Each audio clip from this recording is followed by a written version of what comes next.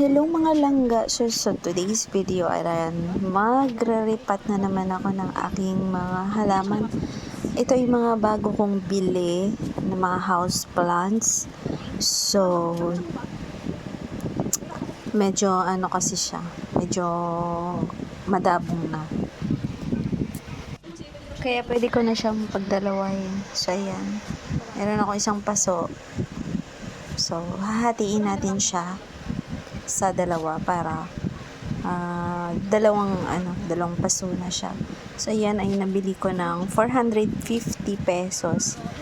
Ayan, goldfish daw yung tawag sa halaman na yan kasi yung kanyang bulaklak ay gold at yung kanyang flowers ay parang nguso ng goldfish kaya tinawag siyang goldfish indoor plants. Tinawag siyang goldfish hanging plants kasi yung yung bulaklak. Orange. So, ayan bilisan mo naman, no? Napakatagal mo naman. Char. Siyempre, ingat na ingat ako, guys. Kasi parang wala siyang mga lupang natira. Puro ugat. Kasi nakahang lang yan sa sa air. Yan. So, sobra ako nagandahan sa kanya, guys. Dahil sa kanyang leaf na sobrang kintab. Parang plastic pag tiningnan mo lang siya.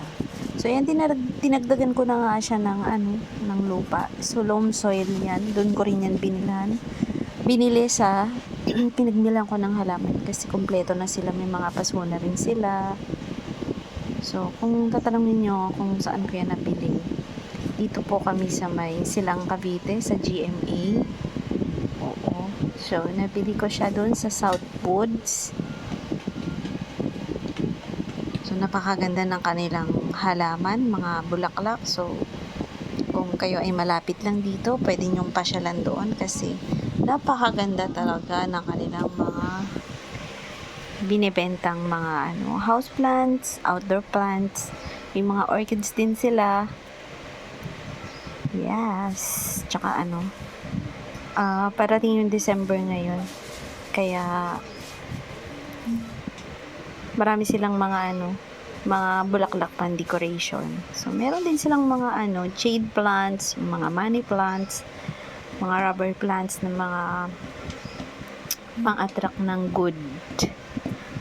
good luck. Ayan. So, yan na nga, Oo. So, madami-dami na rin akong nabili doon. So, isa na tong goldfish hanging indoor plants.